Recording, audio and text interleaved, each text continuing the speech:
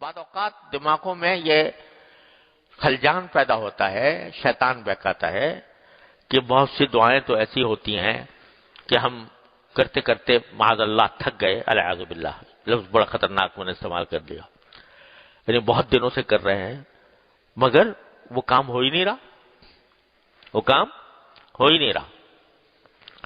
اللہ تعالیٰ تو فرماتے ہیں ادعونی استجب لکم، مجھے پکارو، مجھ سے دعا کرو، میں تمہاری دعا قبول کروں گا۔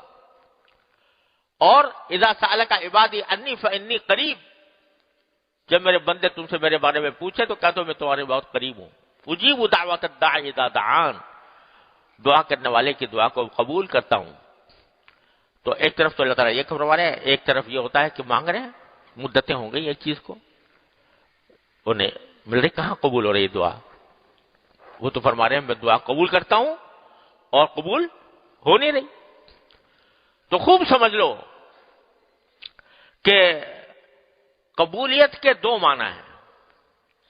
ایک قبولیت کے معنی یہ ہے کہ دعا بذات خود ایک عبادت ہے، بذات خود ایک ثواب کا کام ہے، کچھ بھی مانگو اللہ تعالیٰ سے وہ عبادت ہے۔ الدعاء هو العبادہ، بعض روایتوں میں آتا ہے دعا بذات خود عبادت ہے۔ چاہے دنیا کی چیز مانگ رہے ہو، یا اللہ مجھے بھوک لگ رہی ہے، کھانا اچھا کھلا دیجئے، یہ مانگ رہے ہو، اس پر بھی ثواب، یہ بھی عبادت ہے اور اس پر بھی ثواب ملے گا۔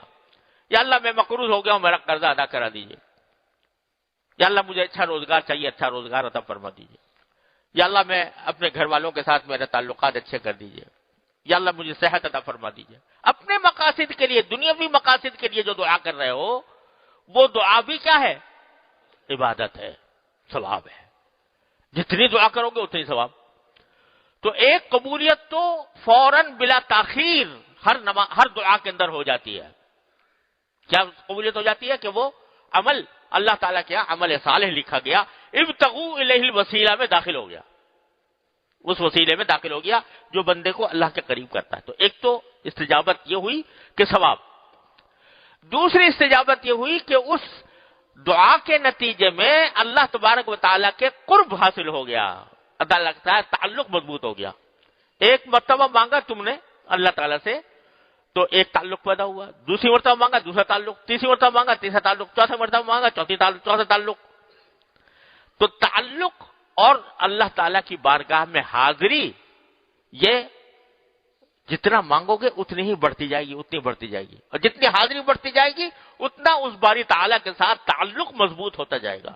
جب تعلق مضبوط ہوگا تو دھیان اس کی طرف رہے گا، دھیان ان کی طرف رہے گا، تقوی پیدا ہوگا انشاءاللہ۔ تو ایک تو استجابت یہ ہے، اس سے کوئی کسی دعا میں تخلف نہیں ہوتا، یعنی ہر دعا کے اندر یہ دو فائدے حاصل ہوتے ہیں، اجر اور اللہ تعالیٰ کے ساتھ تعلق کی مضبوطی۔ اب رہی وہ بات جو تم مانگ رہے ہو وہ ملے، تو بھائی تم کیا اور تمہاری عقل کیا اور تمہاری سمجھ کیا؟ تم اپنی عقل سے اپنی سمجھ سے ایک چیز مانگ رہے ہو، ہے وہ تمہارے لیے مہلک۔ یہ ایسا ہوتا ہے جیسے کہ چھوٹا بچہ ہے، چاقو مانگ رہا ہے، ماں باپ سے چھری مانگ رہا ہے، اور نہ دے تو رو رہا ہے، رو پیٹ رہا ہے، ماں باپ کو ظالم سمجھ رہا ہے، مجھے نہیں دیتا یہ، دیتے یہ۔ لیکن ماں باپ جانتے ہیں کہ یہ چھری سے اپنا گلا کاٹ لے گا، اپنے آپ کو زخمی کر لے گا، خون نکل جائے گا اس کے، اس واسطے نہیں دیتے۔ تو وہ تو کیا سمجھ رہا ہے بیوقوف کہ میرے ساتھ ظلم ہو رہا ہے۔ ہم اس بچے سے زیادہ بیوقوف احمق ہیں کائنات کی حکمتوں کے لحاظ سے۔ کائنات میں جو حکمتیں اللہ تعالیٰ تبارک و تعالیٰ نے جاری فرمائی ہوئی ہے وہی جانتے ہیں۔ سورہ کہف میں جو واقعہ خضر علیہ السلام کا اللہ تعالیٰ نے بیان کیا وہ اسی لیے بیان کیا کہ بظاہر دیکھنے میں تو ظلم کیا، کشتی کا تختہ توڑ دیا، ایک اچھا خاصے کھیلتے بچے کو قتل کر دیا، عجیب بظاہر غلط کام کیا، لیکن اس کے پیچھے حکمتیں تھیں جو بعد میں پتہ چلی۔ تو بعض اوقات اللہ تبارک تعالیٰ سے تم مانگ رہے ہو کہ یہ دے دو، یہ دے دو، اور وہ اللہ تعالیٰ اسے نہیں دیتے کہ وہ تمہارے لیے مضر ہوگا۔ مجھے یاد ہے کہ ایک مرتبہ میں سعودی عرب کے حرمین شریفین سے واپس آنے والا تھا، تو میرے عزیز رہتے تھے کویت میں، ان کا اصرار تھا کہ ہمارے پاس ہوتے جاؤ. میں نے یہ ارادہ کر لیا. ایک دن تھا، ایک یا 2 دن تھے میرے پاس. میں نے سوچا واپسی میں ہوتے جاؤں گا. ٹکٹ لے لیا، سیٹ بک ہو گئی. ویزا میں کچھ دیر لگ گئی. اب تیار بیٹھا ہوں، سیٹ بک ہوئی ہے، ذہن بنا ہوا ہے، وہاں پر لوگ انتظار میں ہیں، اور دعا بھی کی اللہ یہ کام کرا دیجئے ویزا مل جائے. نہیں ملا. 2 دن اس وقت ملا جب میں جا نہیں سکتا تھا. وہ 2 دن جو میں نے رکھے تھے وہ نکل گئے، پرواز چلی گئی. بڑا افسوس ہوا کہ ویزا نہیں ملا. ارادہ کیا تھا، نہیں کیا. دعا بھی کی، نہیں ملا. بعد میں پتہ چلا کہ جس پرواز میں نے سیٹ بک کرائی تھی وہ اغوا ہو گئی، ہائی جیک ہو گئی. سمجھے؟ اب میں مانگ رہا تھا کہ مجھے اس میں سیٹ مل جائے، مجھے اس میں ویزا مل جائے، مجھے اس میں سفر کروں. مانگ رہا تھا، لیکن اگر یہ مجھے پتا ہوتا کہ یہ پرواز اغوا ہونے والی ہے تو پناہ مانگتا اللہ میاں سے کہ اللہ مجھے نہ بھیجنا اس میں. لیکن میں مانگ رہا تھا. تو کتنے کام ایسے ہوتے ہیں کہ جس کو ہم مانگتے ہیں لیکن اللہ تبارک و تعالیٰ کے حکمت کے تحت وہ تمہارے لیے فائدہ مند نہیں ہوتے، نقصان دہ ہوتے. اس سے اچھی چیز اللہ تعالیٰ تمہیں عطا فرما دیں گے انشاءاللہ. لہذا اگر کوئی بات جو مانگی گئی ہے وہ پوری نہیں ہو رہی تو سمجھو ضرور کہ دعا آئے گا نہیں گئی، انشاءاللہ اس سے بہتر چیز تمہیں ملے گی. اللہ نے چاہا ضرور ملے گی.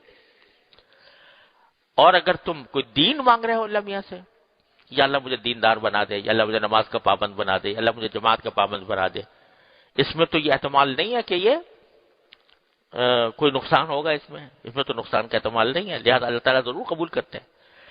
لیکن اس قبولیت کا ایک کا مطلب تو بعض اوقات یہ ہوتا ہے کہ اس دعا کے نتیجے میں ایک شخص جو ہے بے نمازی تھا، دعا کرتا رہا، کوشش بھی کرتا رہا، دعا بھی کرتا رہا، لیکن ساتھ تھوڑی کوشش بھی چاہیے دعا کے. محض دعا پر کوشش بھی کرتا رہا، دعا بھی کرتا رہا تو انشاءاللہ نمازی بن گیا.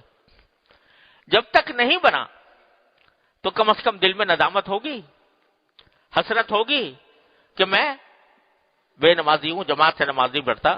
تو اس حسرت اور اس افسوس اور ندامت پر بھی اللہ تبارک و تعالیٰ کے ہاں درجات بلند ہوتے ہیں، اس کا بھی ثواب ملتا ہے. اگر بندہ کوئی جان بوجھ کر بے ہمت ہے اور کوئی کام نہیں کر پایا، تو میں نے عرض کیا تھا نا، حسرت نایافت، ایسا سنایا تھا آپ کو ایک آدمی کا. حسرت نایافت، میں کر نہیں سکا، اس کے اوپر جو میں حسرت ہو رہی ہے، اس کے اوپر مجھے ندامت ہو رہی ہے، اللہ تعالیٰ کے سامنے میرے شرمندگی محسوس ہو رہی ہے، اس پر بھی اللہ تبارک و تعالیٰ اجر و ثواب مرتب فرماتے ہیں. اور بالآخر پہنچ ہی جاتا ہے. ہو نہیں سکتا اللہ تعالیٰ سے مانگے، اس کا قرب مانگے، اللہ تعالیٰ کی رضا مانگے، اللہ تعالیٰ کے دین پر چلنے کی توفیق مانگے، اور کبھی نہ کبھی آخر میں جا کر اس کو توفیق نہ ہو، ممکن نہیں ہے. اللہ تبارک و تعالیٰ ضرور دیں گے توفیق. تو میرے بھائیوں بہنوں، عرض یہ ہے کہ اللہ تعالیٰ تک پہنچنے کا ایک بہت ہی سہل الحصول، آسان، مختصر راستہ یہ ہے کہ دعائیں اللہ تعالیٰ سے مانگنے کی عادت ڈالو، ہر قدم پر. گھر میں داخل ہو رہے ہیں کہ یا اللہ گھر میں سب کو عافیت سے پاؤں. گھر والے خواتین ہیں وہ اپنے گھر کے کام میں مصروف ہیں، یا اللہ یہ کام اچھا کرا دیجئے، عافیت سے کرا دیجئے، آسانی سے کرا دیجئے. یا اللہ میں کھانا پکانے جا رہی ہوں، مجھے کھانا صحیح پکانے کی توفیق عطا فرما دیجئے، یہ لوگوں کو پسند آ جائے. جو حاجت ہے، انسان تو حاجتوں کا پلندہ ہے نا، تو جو حاجت ہے، چھوٹی ہے یا بڑی ہے، اللہ تبارک و تعالیٰ کی بارگاہ میں پیش کر کے مانگتے رہو اور مانگتے رہو اور مانگتے رہو. جتنا مانگو گے اتنا ہی اللہ تبارک و تعالیٰ کا قرب حاصل ہوگا. حضرت تھانوی رحمۃ اللہ علیہ فرماتے ہیں، ایک مرتبہ مجلس میں فرما رہے تھے کہ اللہ تعالیٰ کے ہاں دینے کی کوئی کمی نہیں ہے. کوئی جھولی پھیلانے والا ہو تو اس کے ہاں دینے کی کمی نہیں ہے. تو حضرت مجذوب صاحب حضرت کے خاص خلفاء میں سے تھے، وہ بیٹھے ہوئے تھے. حضرت کسی کے پاس جھولی نہ ہو تو کیا کرے؟ کسی کے پاس جھولی نہ ہو تو کیا کرے؟ فرمایا جھولی بھی انہی سے مانگے، جھولی بھی انہی سے مانگے. یا اللہ مجھے دعا مانگنے آتی نہیں ہے، مجھے دعا مانگنا سکھا دیجیے.